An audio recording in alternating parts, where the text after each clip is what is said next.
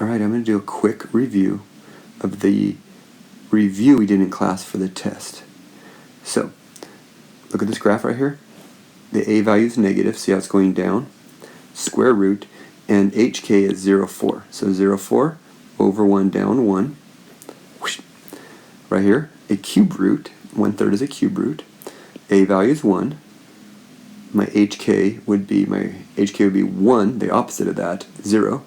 So 1, 0, over 1, up 1, whoosh, and you go the other way, over 1, down 1, whoosh, cube root. For this one, it's a square root. A value 2, hk is -4, -2. So -4, -2, over 1, up 2, whoosh, square root. Cube root. Alright, my hk is 0.5, there's 0.5. And -3 means I go over 1, down 3. And since the cube root, I go up over 1, up 3 the other way. For this one, to write the equation, hk is -8.5, so a positive 8.5. It's a square root graph. -5 is your a value, because when it over 1, you went down 5. You can tell this graph is dropping, so it's decreasing. And your domain means you start at -8 here, and it goes forever to the right, so infinity. To write the equation for this one, f of x equation, well, 4,1 is your hk, so that's -4,1. It's a cube root because it has both sides, and the 2 because when you go over 1, up 2.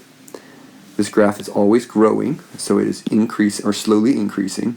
Remember, cube roots and square roots always, as you go forever, slowly increase. And how do you find f of 3? Well, you go to 3 and you look at the graph, which is down 1, so it's -1 right there. -1. In order to change a fractional power to a radical, first you reduce, and then the denominator is always the root, and the numerator is what's inside, is the power of the x.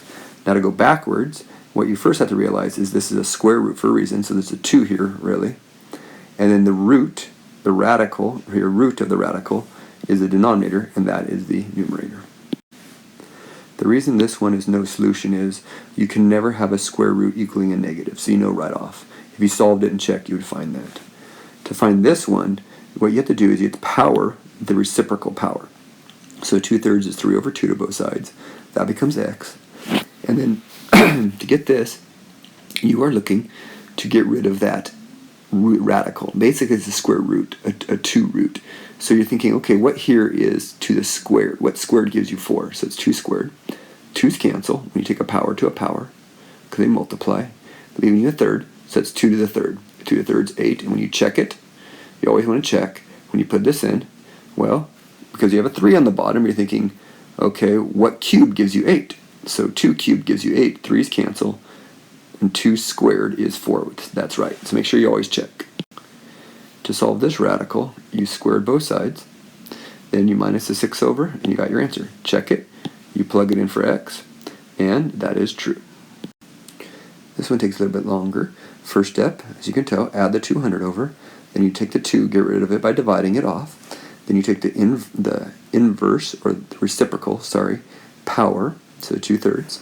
Now you got to simplify this, so because the bottom's a 3, you think of what cubed gives you 1,000, which is 10 cubed. Cancel. That's 100. Over here, once you powered by the reciprocal, it drops off the power. And then you just add that over, you're done. Plug it in to the original. And this is right here, subtract, you get 100. Break this down, you get 1,000. Multiply, subtract 200, you're good, you checked it. Make sure you check. To solve this one, what you first want to do is you want to square both sides. This becomes real easy, 8 minus x still. This side you have to FOIL or box, and get this.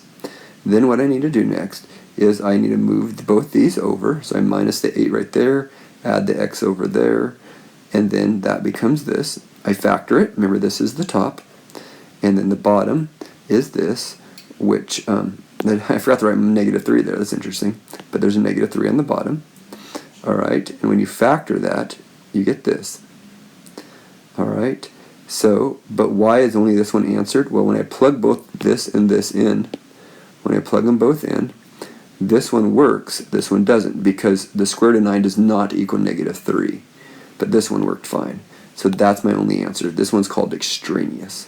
Sorry for that. That should be a -3x. That's where I got the -3 there. for this one, I first need to move this over right here to the other side so that I can square both sides. If you squared it as is, it'd get really, really, really ugly. And once you do that, it's a real simple solve. So just get x's to one side by moving this over, move the 5 over, get numbers on the other.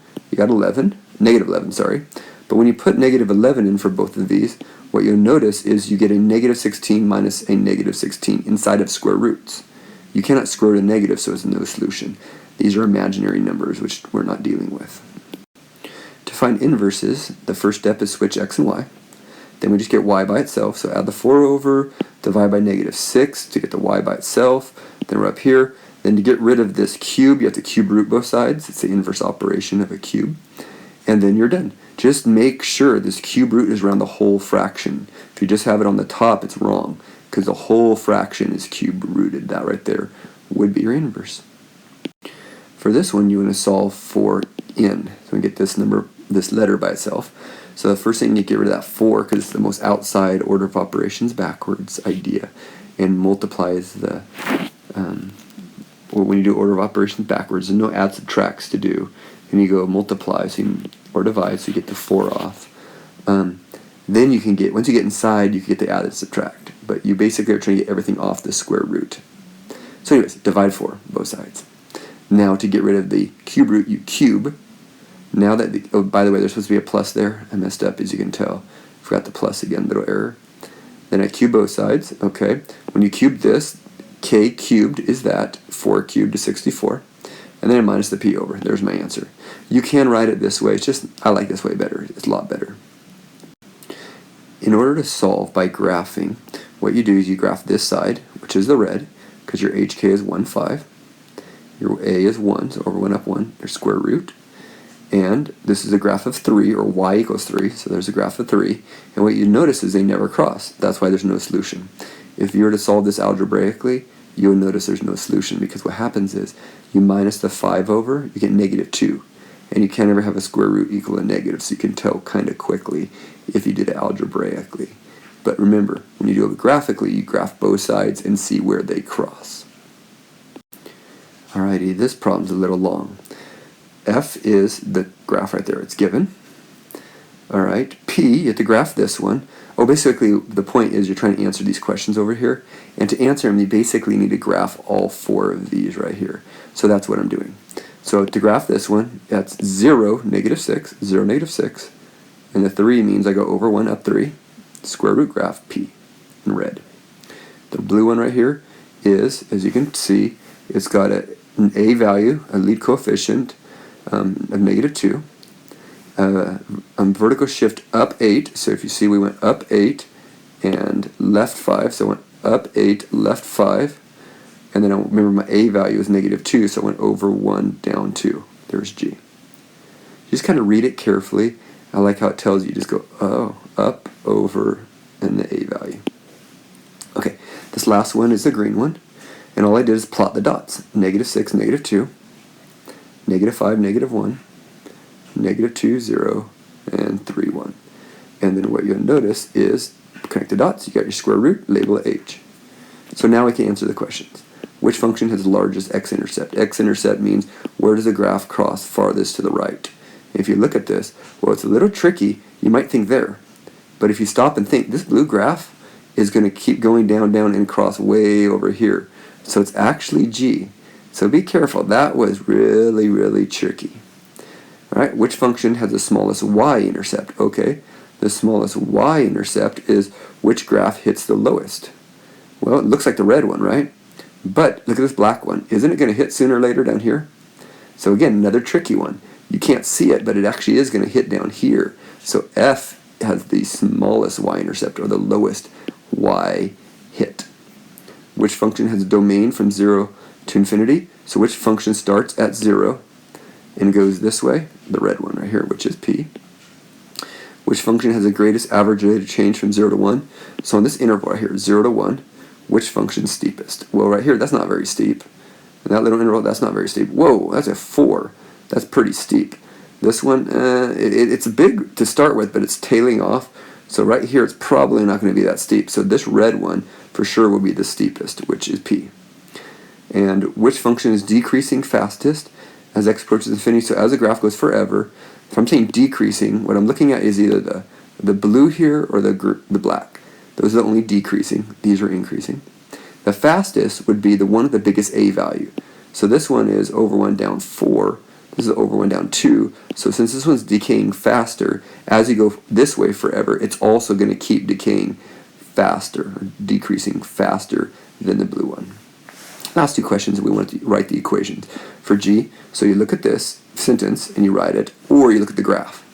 Either one. Your HK was negative 5, 8, and over 1 down 2. And then if you do it by graph, you just look at this one, okay. The graph was, okay, that's negative 6 and negative 2, negative 6, negative 2. A value is 1, so over 1, up 1, yep. That's how you do it. Good luck with the test.